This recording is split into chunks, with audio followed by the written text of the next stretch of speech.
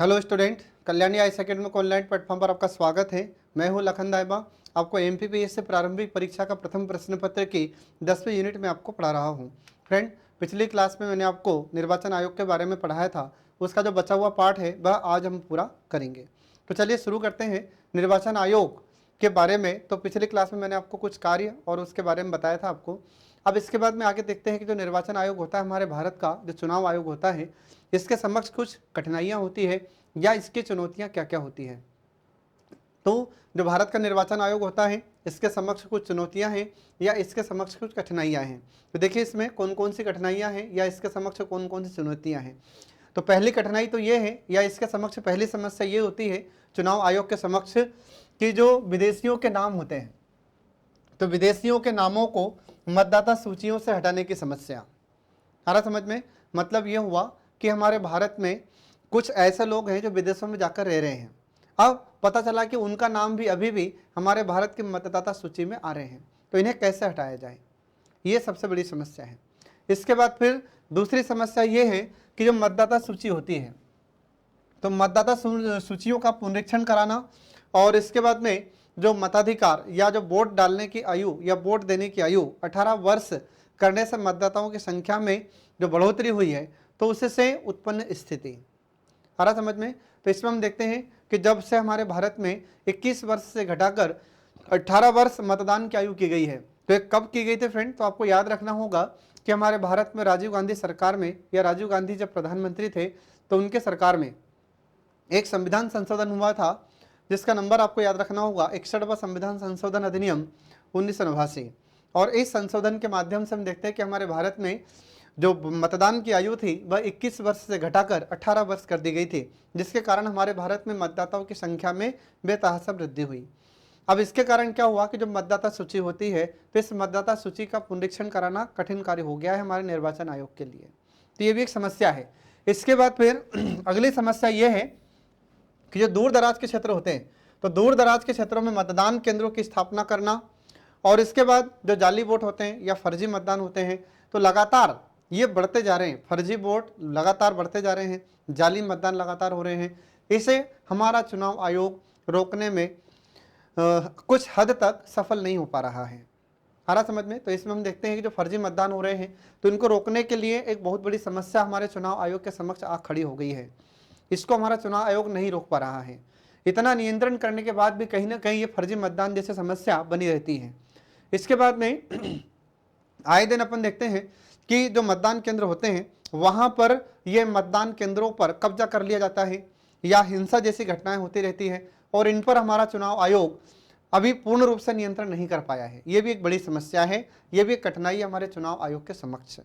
इसके बाद फिर अगली समस्या ये है अगली समस्या ये होती है कि राजनीतिक दलों के द्वारा चुनाव आचार संहिता का उल्लंघन करने की घटनाएं। तो आए दिन हम देखते रहते हैं कि जो चुनाव प्रत्याशी होते हैं या चुनाव में जो खड़े हुए प्रत्याशी होते हैं, जो उम्मीदवार होते हैं, ये राजनीतिक दलों के द्वारा, तो किसी न किसी राजनीतिक दल का ये सदस्य होता ही है जो भी प्रत्याशी है या उम्मीदवार है, तो इन प्रत्याशियों के द्वारा इन आचार संहिता का उल्लंघन होता रहता है। तो इनके द्वारा जो आचार संहिता का उल्लंघन किया जाता है, तो यह भी एक समस्या है। इसके बाद में अगला आ जाता है कि चुनावों के समय हिंसा की बढ़ती घटनाएं। तो प्रत्येक हम जब भी देखते हैं कि जब भी कोई चुनाव होता है, लोकसभा का चुनाव हो, विधानसभा का चुनाव हो, या फिर हमारी राष्ट्रपति का चुनाव हो, उपराष्ट्रपति का चुनाव हो, या इसके अलावा और भी कोई हमारे स्थानीय निकायों का चुनाव होता है, तो इन चुनावों में हम देखते हैं कि कभी न कभी किसी न किसी प्रकार की हिंसा जैसी घटनाएं होती रहती है। और इन घटनाओं को रोकने में हमारा चुनाव आयोग कुछ हद तक हम देखते हैं कि असफल भी देखा जाता है। कुछ स्थानों पर हम देखते हैं कि लोकसभा के चुनाव में, विधानसभा के चुनाव में कई मतदान केंद्रों पर हिंसा जैसी घटनाएं होती रहती हैं। तो ये भी एक समस्या है हमारे चुनाव आयोग के समक्ष। फिर इसके बाद में अगला जाता है कि मतदाताओं को परिचय पत्र जारी करने की समस्या। अब दिन प्रतिदिन हम देखते जा रहे हैं कि जैसे 18 वर्ष का कोई भी युवा होता है, अब उसको मतदाता परिचय पत्र देना जरूरी होगा, वोटर आईडी देना जरूरी है, तो इसको जारी करने की समस्या है। इसके बाद में क्या होता है कि जिस व्यक्ति को ये वोटर आईडी दिया गया है, अब पता चला कि उसका जो जन्म स्थान था वह दूसरा था और कहीं पर जॉब करने लगा या कहीं पर उसका बिजनेस चलने लगा है, तो बिजनेस जब दूसरी जगह करने लगता है तो जो जन्मभूमि थी वहाँ का भी वोटर आईडी है, और इसके बाद में जहाँ पर उसकी कर्मभूमि है तो कर्मभूमि का भी उसका वोटर आईडी होता है। तो ये एक बड़ी समस्या है। फिर इसके बाद फिर अगला आ जाता है कि राज्यों के मुख्य निर्वाचन आयुक्तों की नियुक्ति तथा उनकी निष्पक्षता को कायम रखने की समस्या। तो इसमें हम देखते हैं कि जो राज्यों के मुख्य निर्वाचन अधिकारी हैं, इनकी नियुक्ति हमारे राज्यों के राज्यपाल के द्वारा की जाती है। और इसके बाद में अब ये जो निर्वाचन अधिकारी नियुक्त होते हैं तो चुनाव के टाइम पर फिर हम देखते हैं कि और भी कई जिला स्तर पर, इसके बाद में तहसील स्तर पर चुनाव अधिकारियों की भी नियुक्ति करना पड़ता है। और ये जो निचले स्तर पर चुनाव अधिकारी कार्य करते हैं ये निष्पक्षता पूर्वक कार्य नहीं कर पाते हैं, ये भी एक बड़ी समस्या है। इसके बाद में अगला आ जाता है जो संवेदनशील क्षेत्र होते हैं। तो संवेदनशील क्षेत्रों में मतदान संपन्न कराने और इसके बाद में जो मतदान केंद्रों पर उचित सुरक्षा होती है इसकी व्यवस्था करने जैसी भी समस्या है एक। आ रहा समझ में? तो हम देखते हैं कि जो भी सेंसिटिव एरिया होता है, संवेदनशील क्षेत्र होता है, तो इन संवेदनशील क्षेत्रों पर मतदान करने की समस्या, ये भी एक समस्या है। कई बार हम देखते हैं जैसे लड़ाई झगड़े हो जाते हैं तो वहाँ पर ठीक से मतदान नहीं हो पाता है। इसके बाद में जो मतदान केंद्र होता है वहाँ पर ठीक से सुरक्षा प्रदान नहीं कर पाता है हमारा निर्वाचन आयोग, ये भी एक बड़ी समस्या है।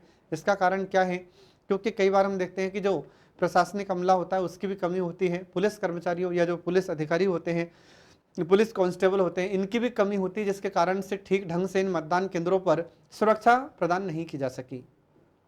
ठीक है, इसके कारण ये समस्या बनी रहती है। इसके बाद फिर अगला आ जाता है आयोग के पास सीमित शक्तियाँ। अब जब हमारा निर्वाचन आयोग होता है तो इसके पास कुछ सीमित शक्तियाँ हैं जो इसको दायरे में रहकर कार्य करना पड़ता है। तो ये जो सीमित शक्तियाँ इसे प्रदान की गई, बस इन्हीं शक्तियों के तहत हमारा चुनाव आयोग या हमारा निर्वाचन आयोग कार्य करता रहता है। ये सभी इसके समक्ष समस्याएं हैं चुनाव आयोग के समक्ष, या इसकी कठिनाइयाँ थी फ्रेंड। तो एग्जाम में जैसा क्वेश्चन पूछा जाए आपसे वैसा आपको आंसर देना होगा। अब इसके बाद देखिए जो निर्वाचन आयोग होता है, इलेक्शन कमीशन ऑफ इंडिया होता है, इसकी कुछ कमियाँ भी हैं या इसके कुछ दोष हैं। देखिए इसके कौन कौन सी कमियाँ या इसके दोष होते हैं। तो पहला दोष या पहली कमी तो ये होती है कि इसके पास जो अधिकार हैं ये अधिकार सिर्फ कागजी अधिकार होते हैं। आ रहा समझ में? जो हमारा भारत का निर्वाचन आयोग होता है इससे जो अधिकार दिया गया है, इससे जो शक्तियाँ दी गई है, ऐसा लगता है कि कहीं ना कहीं सिर्फ ये अधिकार और शक्तियाँ सिर्फ इसमें कागजी अधिकार ही हैं। वास्तव में देखा जाए कि इसके पास जो शक्तियाँ होती है उसका पूर्ण रूप से वह उपयोग नहीं कर पाता। दूसरा दोष यह है कि सत्तारूढ़ दल का समर्थन इसे होता है। आ रहा समझ में? जिस पार्टी की सरकार होती है तो उस पार्टी का समर्थन इस निर्वाचन आयोग को होता है, तो ये भी इसकी कमी है। जबकि हमारे भारत में जो निर्वाचन आयोग होता है इसको तो किसी का समर्थन नहीं मिलना चाहिए और स्वतंत्र होकर, निष्पक्ष होकर और स्वायत्त होकर इसे कार्य करना चाहिए। लेकिन कभी कभी ये कमियाँ, ये दोष देखे जाते हैं। अगला फिर आ जाता है कि जो चुनाव आयोग होता है इसके पास चुनाव मशीनरी का अभाव होता है। चुनाव मशीनरी का अभाव का मतलब क्या होगा कि हमारे भारत का जो निर्वाचन आयोग है इसके पास खुद का कोई प्रशासनिक अमला नहीं होता। ये पूर्णतः हमारी केंद्र सरकार और हमारी राज्य सरकार पर निर्भर होता है। जब भी इसे चुनाव अधिकारियों की आवश्यकता होती है तो केंद्र सरकार से आग्रह करना पड़ता है, राज्य सरकार से आग्रह करना पड़ता है। आपने देखा होगा कि जब भी चुनाव होता है तो चुनाव के दौरान हम लोग देखते हैं कि जहाँ पर भी मतदान होते हैं, जहाँ पर भी वोटिंग होती है, तो वहाँ पर जो पुलिसकर्मी होते हैं, ठीक है, और जितने भी चुनाव अधिकारी होते हैं, तो ये कौन होते हैं? ये सब सरकार के ही कर्मचारी और अधिकारी होते हैं। चुनाव आयोग का खुद का कोई अमला नहीं होता, चुनाव आयोग का खुद का कोई प्रशासनिक अमला नहीं होता। ये एक बड़ी समस्या है। इसके बाद में अगला आ जाता है आयुक्तों के कार्य एवं भूमिका अस्पष्ट होते हैं। आज भी हम देखते हैं कि जो हमारे भारत के निर्वाचन आयोग के आयुक्त होते हैं इसके कार्य में और उसकी भूमिका में हमें स्पष्ट अंतर दिखाई नहीं देता। इसके कार्य हमें स्पष्ट नहीं है जो हमें कहीं ना कहीं भ्रम की स्थिति में डाल देते हैं। इसके बाद फिर अगला आ जाता है कि चुनाव धांधलियों को रोक पाने में असमर्थ होता है। कई बार हम देखते हैं कि चुनाव में रिश्वत देकर वोट मांगी जाती है और इस पर हमारा चुनाव आयोग कोई नियंत्रण नहीं कर पाया। आपने देखा होगा कि जितने चुनाव खर्च की सीमा होती है उससे कहीं ज़्यादा हमारे भारत के जितने भी राजनीतिक दल के प्रत्याशी होते हैं, ये उम्मीदवार होते हैं, ये सब उससे ज़्यादा पैसा खर्च करते हैं। इसको हमारा चुनाव आयोग नियंत्रित कर पाने में असमर्थ रहा है। अगला आ जाता है कठिनाइयाँ और चुनौतियों की अधिकता। जो भारत का निर्वाचन आयोग होता है इसके समक्ष कई प्रकार की कठिनाइयाँ हैं और कई प्रकार की चुनौतियाँ इसके समक्ष हैं। आ रहा समझ में? तो इन कठिनाइयाँ और इन चुनौतियों के कारण हमारा आयोग ठीक ढंग से कभी कभी कार्य नहीं कर पाता है और दिन प्रतिदिन जैसे जैसे समय आगे बढ़ता जा रहा है वैसे वैसे कठिनाइयाँ और चुनौतियाँ दोनों ही बढ़ती जा रही हैं। इसके बाद में अगला आ जाता है मतदाता सूचियों में बड़े पैमाने पर हेराफेरी। कई बार हम ये देखते हैं कि जो मतदाता सूची होती है जो वोटर लिस्ट होती है उस वोटर लिस्ट में भी हेराफेरी हो जाती है, उसमें भी कई बार चेंजेस या परिवर्तन कर दिए जाते हैं, ये भी इसकी कमियां हैं। अगला जाता है कि राजनीतिक दलों को दिए जाने वाले चंदे में अपारदर्शिता। इसका मतलब ये हो जाता है कि आपने देखा होगा कि हमारे भारत में जितने भी राजनीतिक दल होते हैं, चाहे कोई सा भी राजनीतिक दल हुआ, हर राजनीतिक दल किसी न किसी उद्योगपति से, किसी न किसी व्यापारी से जुड़ा हुआ रहता है और इन राजनीतिक दलों को ये उद्योगपति और इसके बाद जो व्यापारी होते हैं ये सब इन्हें चंदा देते हैं। आपको पता होगा कि जो भी राजनीतिक दल चुनाव लड़ता है तो क्या इनके पास इतना पैसा है जो चुनाव में ये लोग खर्च कर सके? नहीं होता। तो फिर इन्हें पैसा कहाँ से मिलता है? तो इन्हें पैसा हमारे भारत के जो उद्योगपति होते हैं, जो बड़े बड़े व्यापारी होते हैं, ये इन्हें पैसा देते हैं चंदे के रूप में। और जब जिस पार्टी की सरकार बनती है तो उस पार्टी से ये लोग फिर काम करवाते हैं। तो ये जो चंदा इन्हें मिलता है ये क्लियर कट नहीं बताया जाता, इसमें पारदर्शिता नहीं बपरी जाती है। आ रहा समझ में? तो इसमें पारदर्शिता का अभाव होता है, तो ये भी एक समस्या होती है। जबकि जो चंदा लेते हैं राजनीतिक दल तो इनको तो स्पष्ट बताना चाहिए कि हमने इस व्यापारी से या इस उद्योगपति से इतना चंदा लिया है, लेकिन ऐसा कुछ भी नहीं होता। ये भी हमारे चुनाव आयोग की कुछ कमियां हैं। इसके बाद में अगली कमी ये होती है कि निर्वाचन आयोग को सफलतापूर्वक, जो निर्वाचन आयोग को निर्वाचन को सफलतापूर्वक संपन्न कराने हेतु समस्त राज्य सरकारें एक ही निर्वाचन आयुक्त पर निर्भर है। तो आपने देखा होगा कि हमारे भारत में जितने भी राज्य हैं तो उन राज्यों में एक ही निर्वाचन आयोग होता है। आ रहा समझ में? अब जब एक निर्वाचन आयोग है तो एक निर्वाचन आयोग का एक निर्वाचन आयुक्त भी होता है, एक मुख्य निर्वाचन अधिकारी होता है और इसी पर पूरी राज्य की सरकार निर्भर होती है। ये एक बड़ी समस्या है या ये एक दोष भी है। अगला है कि निम्न मतदान प्रतिशत व विधायिका में ईमानदार और वास्तविक प्रतिनिधित्व का अभाव होता है। कई बार आपने देखा होगा कि हमारे भारत में जब भी चुनाव होते हैं तो क्या 100% वोटिंग होती है? क्या नहीं होती। 100% वोटिंग बहुत कम होती, मुश्किल से 60%, 70%, 75%, 80% तो बहुत ज़्यादा हो गया। आज भी हमारे भारत में मुश्किल से 70 से 80% के बीच में वोटिंग होती है, बाकी लोग वोट डालने नहीं जाते हैं। तो ये निम्न मतदान होता है। तो ये भी एक हमारे भारत में निर्वाचन आयोग की कमी है या दोष है। इसके बाद में जो हमारी विधायिका होती है, विधायिका का मतलब जानते हैं सभी लोग, तो केंद्र के स्तर पर विधायिका हमारी संसद को कहा जाता है और राज्य के स्तर पर विधायिका हमारे विधानमंडल को कहा जाता है। आ रहा समझ में? तो ये जो विधायिका होती है तो इस विधायिका में आज भी जो ईमानदार प्रतिनिधि होते हैं इनकी कमी है। आज भी ईमानदार प्रतिनिधि नहीं होते ये लोग, और हमारा निर्वाचन आयोग इनको आज तक ईमानदार भी नहीं बना पाया है, ये भी एक बड़ी कमी है। अगला आ जाता है कि जो लोकतांत्रिक देश होते हैं तो लोकतांत्रिक देशों में चुनाव 5 वर्ष के बाद होते हैं, परंतु जो महागठबंधन का दौर जब से शुरू हुआ है तो 5 वर्ष से पहले चुनाव हो जाते हैं। आ रहा समझ में? इससे निर्वाचन में अत्यधिक पैसा खर्च होता है। कई बार आपने देखा होगा जैसे जब चुनाव हुआ, अब चुनाव होने के बाद पता चला कि सरकार गठबंधन की बनी है। अब गठबंधन की सरकार बनी तो फिर पता चला कि फिर सरकार बीच में गिर गई। अब फिर सब सरकार बीच में जब गिर जाती तो कोई सरकार बनाने के लिए तैयार ही नहीं हुआ। अब सरकार बनाने के लिए तैयार नहीं हुआ तो लोकसभा या राज्यों में विधानसभा भंग होगी, और जब लोकसभा या विधानसभा भंग होगी तो उसका फिर अंत में परिणाम क्या होगा कि चुनाव कराने पड़ेंगे। तो 5 वर्ष से पहले ही चुनाव हो जाते हैं। तो ये एक बड़ी समस्या है। इसके बाद फिर अगला जाता है कि वर्ष 1991 के बाद से उम्मीदवारों का चुनाव अत्यंत कम मतों से होता है। साथ ही जो हार गया है या जो पराजित उम्मीदवार है वह पुनर्मतदान के बाद विजयी घोषित हो जाता है, और जो निर्वाचन प्रणाली में अनियमितता एवं भ्रष्टाचार को दर्शाता है।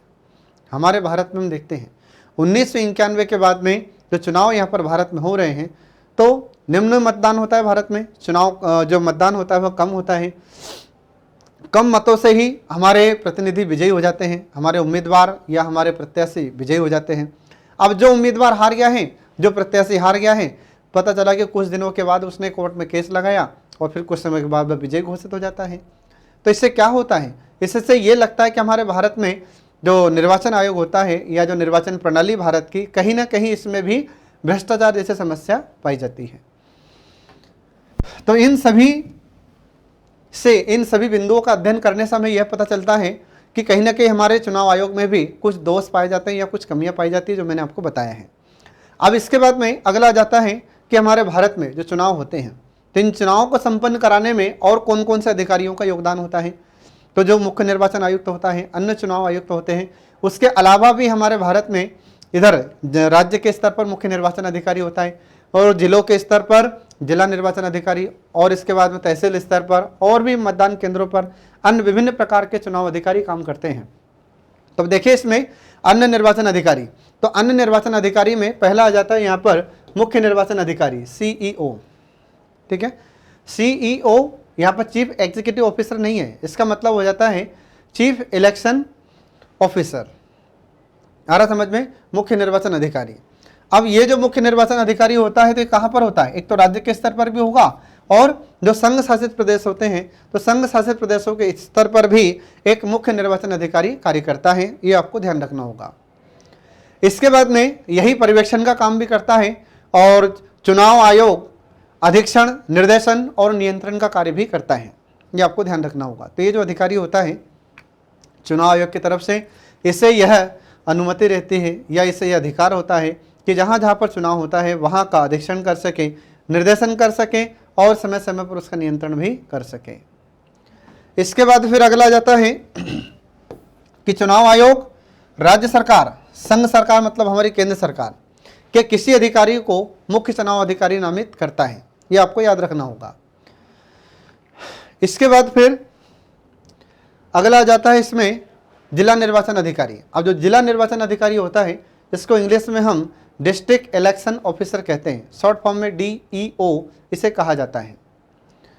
आ रहा समझ में। अब जो जिला निर्वाचन अधिकारी होता है, तो जो हमारा जिला कलेक्टर होता है, तो जिला कलेक्टर को ही जिला निर्वाचन अधिकारी के रूप में नियुक्त किया जाता है, और मुख्य निर्वाचन अधिकारी के अधीक्षण, निर्देशन और नियंत्रण में ये जिला निर्वाचन अधिकारी जिले में चुनाव का कार्य संपन्न कराता है, पर्यवेक्षण भी करता है। इसके बाद में जो भारत का चुनाव आयोग होता है, तो भारत का चुनाव आयोग राज्य सरकार के किसी अधिकारी को राज्य सरकार की सलाह पर जिला निर्वाचन अधिकारी भी नामित कर सकता है। आपको यहाँ पर यह ध्यान रखना होगा कि जिला के स्तर पर जिला निर्वाचन अधिकारी किसे बनाया जाता है, तो ये जो जिला का कलेक्टर होता है उसी को जिला निर्वाचन अधिकारी के रूप में नियुक्त किया जाता है, ये आपको ध्यान रखना होगा फ्रेंड। ठीक है, तो एग्जाम में क्वेश्चन कैसे पूछेगा, तो एग्जाम में आपसे क्वेश्चन पूछा जाएगा कि बताइए जिला स्तर पर जिला निर्वाचन अधिकारी कौन होता है, तो ये कलेक्टर होता है, जो आपको याद रखना होगा। अब इसके बाद में अगला जाता है चुनाव अधिकारी। तो जो चुनाव अधिकारी होता है इसको हम रिटर्निंग ऑफिसर के नाम से भी जानते हैं। अब ये रिटर्निंग ऑफिसर कौन होता है, तो देखिए इसमें कि कोई भी जो संसदीय क्षेत्र होता है या विधानसभा क्षेत्र होता है, ठीक है, तो जो भी संसदीय क्षेत्र होता है या विधानसभा क्षेत्र होता है, तो इसके चुनाव कार्य के संचालन के लिए एक चुनाव अधिकारी उत्तरदायी होता है, जिसको हम रिटर्निंग ऑफिसर कहते हैं।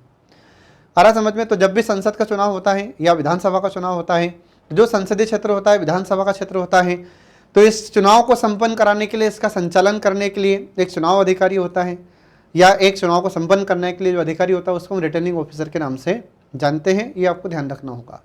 इसके बाद में भारत का निर्वाचन आयोग राज्य सरकार या स्थानीय अधिकार के किसी अधिकारी को राज्य सरकार या संघ क्षेत्र प्रशासन के परामर्श से प्रत्येक विधानसभा और जो संसदीय क्षेत्र होते हैं, तो संसदीय चुनाव क्षेत्र में एक चुनाव अधिकारी को नॉमिनेट करता है।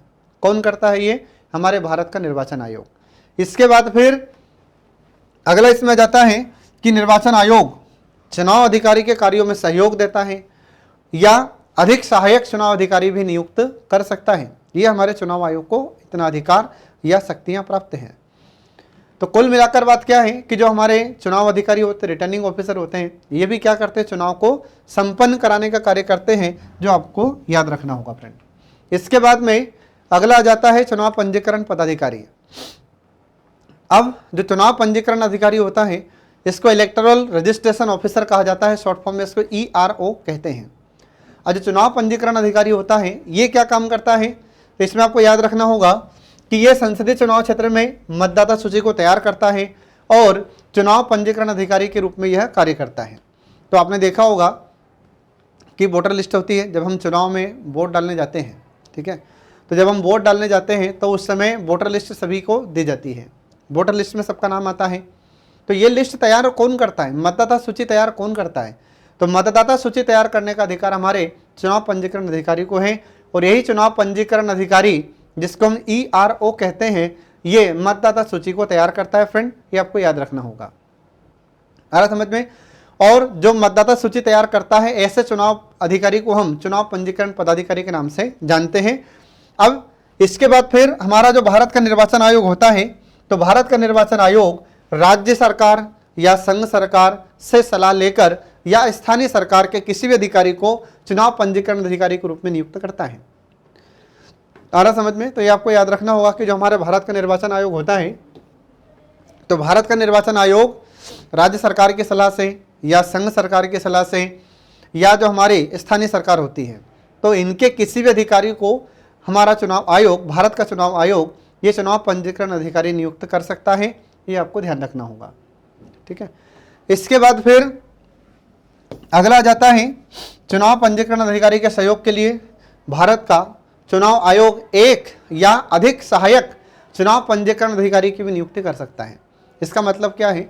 इसका मतलब ये होता है कि जो चुनाव पंजीकरण अधिकारी है, अगर हमारा भारत का चुनाव आयोग यह उचित समझे कि ये जो चुनाव पंजीकरण अधिकारी है, इसकी सहायता के लिए हमें और भी चुनाव अधिकारियों को नियुक्त करने की आवश्यकता है, तो और भी चुनाव पंजीकरण अधिकारियों को नियुक्त किया जा सकता है, और यह अधिकार भी हमारे चुनाव आयोग के पास होता है, जो आपको ध्यान रखना होगा। इसके बाद में अगला जाता है पीठासीन अधिकारी।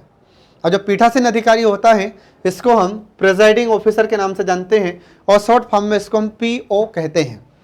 अब ये जो पीठासीन अधिकारी होता है फ्रेंड, तो पीठासीन अधिकारी ये कौन होता है? तो आपने देखा होगा कि जब भी चुनाव होता है, तो जो भी मतदान केंद्र होता है, हर मतदान केंद्र पर एक पीठासीन अधिकारी अवश्य रहता है।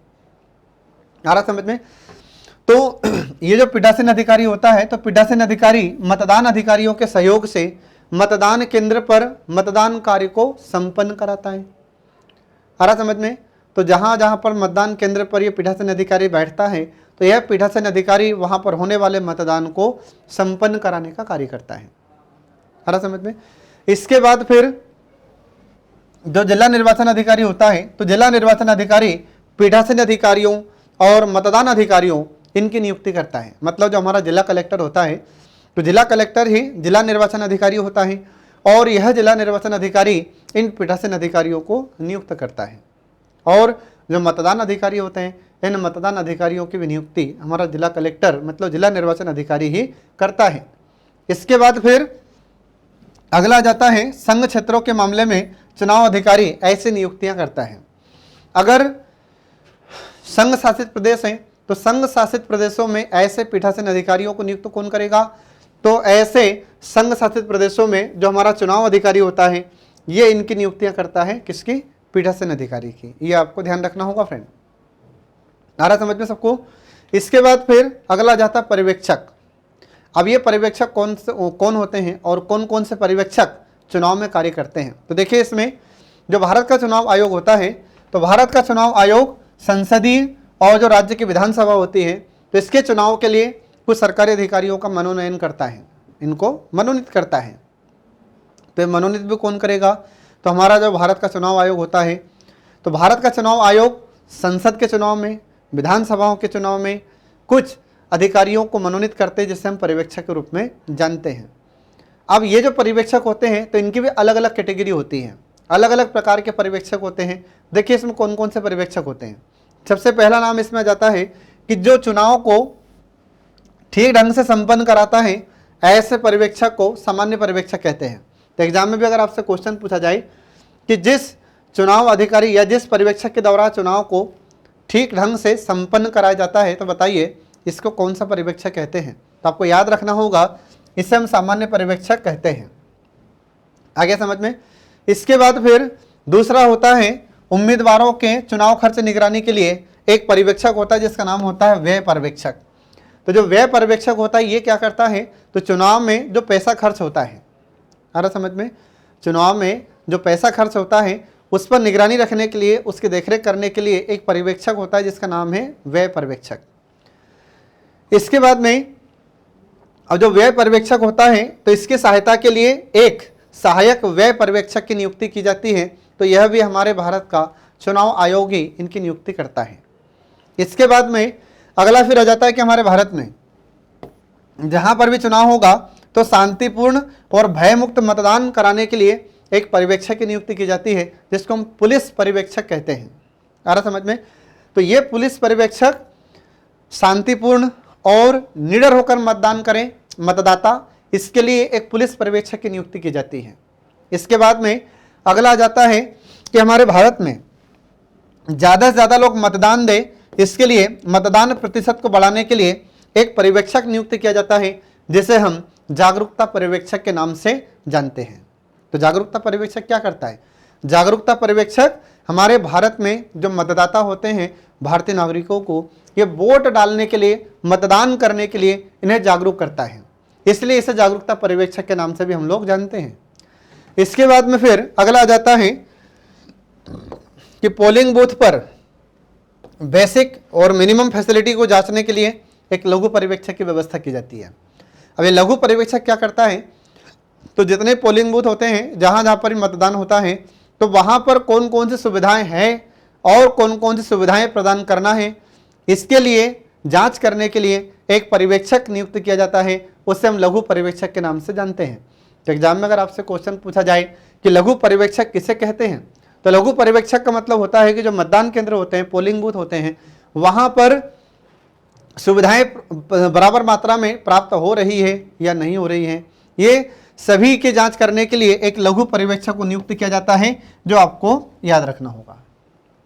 आ रहा समझो फ्रेंड? अब अगला देखिए फ्रेंड, इसमें इलेक्ट्रॉनिक वोटिंग मशीन। और जो इलेक्ट्रॉनिक वोटिंग मशीन होती है, इसको शॉर्ट फॉर्म में ईवीएम कहा जाता है, या कभी कभी एग्जाम में यह भी क्वेश्चन पूछा जाता है कि ईवीएम का फुल फॉर्म क्या है? इलेक्ट्रॉनिक वोटिंग मशीन, ये आपको याद रखना होगा। ठीक है। अब आपने देखा होगा कि जब भी विधानसभा का चुनाव होता है, लोकसभा का चुनाव होता है, तो उस समय चुनाव में इस मशीन का उपयोग होता है। इस मशीन में बटन पर हमें क्लिक करना है, जिस पार्टी को भी आपको वोट देना है तो उस पार्टी के चुनाव चिन्ह के आगे आपको बटन दबाना है। ये इलेक्ट्रॉनिक वोटिंग मशीन में ऐसा होता है। इससे पहले हमारे भारत में बैलेट पेपर के माध्यम से हम वोटिंग करते थे। तो अब देखिए, जो इलेक्ट्रॉनिक वोटिंग मशीन है, इसका डिजाइन किसने तैयार किया? तो आपको याद रखना होगा कि इसका डिजाइन 15 अक्टूबर 1980 को एम.बी. हनीफ ने तैयार किया था। ये बहुत इंपॉर्टेंट फैक्ट है फ्रेंड, एग्जाम में आपसे क्वेश्चन पूछा जा सकता है कि इलेक्ट्रॉनिक वोटिंग मशीन ईवीएम का डिजाइन किसने तैयार किया था? तो एम.बी. हनीफ इसने तैयार किया था। ये आपको ध्यान रखना होगा। आ रहा समझ में? फिर इसके बाद में हमारे भारत में इसका बड़े पैमाने पर उपयोग कब से शुरू होता है? तो बड़े पैमाने पर 1988 से 1988 से इसकी शुरुआत होती है। बाकी इससे पहले हमारे भारत में केरल में परूर नाम का एक स्थान होता है, तो केरल के परूर विधानसभा क्षेत्र से इसको शुरू किया गया था। तो केरल के परूर विधानसभा क्षेत्र में 50 मतदान केंद्र पर इस इलेक्ट्रॉनिक वोटिंग मशीन का उपयोग किया गया था। ये आपको ध्यान रखना होगा। और कब की बात है ये? तो ये बात है मई 1982 की। तो मई 1982 में इसकी शुरुआत हुई थी। कहाँ पर? केरल के परूर में। इसके बाद में हमारे भारत में नवंबर 1998 में 1998 में मध्य प्रदेश के 5, राजस्थान के 5 और दिल्ली के 6 विधानसभाओं के चुनाव में बड़े पैमाने पर इस ईवीएम का उपयोग किया गया था। ये आपको ध्यान रखना होगा फ्रेंड। इसके बाद फिर अगला आ जाता है कि इस इलेक्ट्रॉनिक वोटिंग मशीन का प्रयोग 1999 में पूरा चुनाव कराने वाला जो पहला राज्य बना वह हुआ गोवा। तो गोवा हमारे भारत में ऐसा पहला राज्य है, ये आपको याद रखना होगा फ्रेंड। तो एग्जाम में आपसे क्वेश्चन पूछा जा सकता है कि बताइए हमारे भारत में पूरा विधानसभा का चुनाव कराने वाला पहला राज्य कौन सा बना? तो ये हुआ था गोवा। तो गोवा में 1999 में पूरा चुनाव इलेक्ट्रॉनिक वोटिंग मशीन के माध्यम से ही किया गया था। और इस ईवीएम का प्रयोग करके पहली बार 2004 में संपूर्ण आम चुनाव इलेक्ट्रॉनिक वोटिंग मशीन से करवाया गया। तो आपको याद रखना होगा 2004 में हमारे भारत में जो आम चुनाव होते हैं, मतलब लोकसभा चुनाव होते हैं, तो ये लोकसभा के चुनाव 2004 में पूरे संपूर्ण लोकसभा का चुनाव 2004 में इलेक्ट्रॉनिक वोटिंग मशीन के द्वारा ही किए गए थे। फिर इसके बाद में 2009 से आम चुनाव और सभी राज्यों के विधानसभा चुनाव में ईवीएम का प्रयोग होने लगा है। ये आपको ध्यान रखना होगा फ्रेंड। तो एग्जाम में से जो क्वेश्चन पूछे गए हैं और जो पूछे जाने की संभावना वह ये है कि बताइए हमारे भारत में पहली बार इलेक्ट्रॉनिक वोटिंग मशीन का उपयोग कहाँ किया गया था। तो ये आपको याद रखना होगा। आ रहा समझ में। फिर इसके बाद में इसका डिजाइन किसने तैयार किया था, तो ये आपको याद रखना होगा। फिर इसके बाद में पूछा जाएगा कि भारत का पहला राज्य कौन सा है जहां पर संपूर्ण चुनाव ईवीएम के द्वारा किया गया था, तो ये नाम में याद रखना होगा आपको, गोवा का। ठीक है, तो इस प्रकार से हम देखते हैं फ्रेंड कि यहाँ पर हमने इलेक्शन कमीशन के जो हमारा निर्वाचन आयोग होता है उसके बारे में आपको बताया है। इसका जो बचा हुआ पार्ट है वह मैं आपको नेक्स्ट क्लास में पूरा पढ़ाऊंगा। तब तक के लिए पढ़ते रहिए, देखते रहिए हमारे कल्याणी आईएएस एकेडमी के सभी वीडियोस जो आपको सफलता दिलाने में महत्वपूर्ण भूमिका निभाते हैं। Thanks for watching.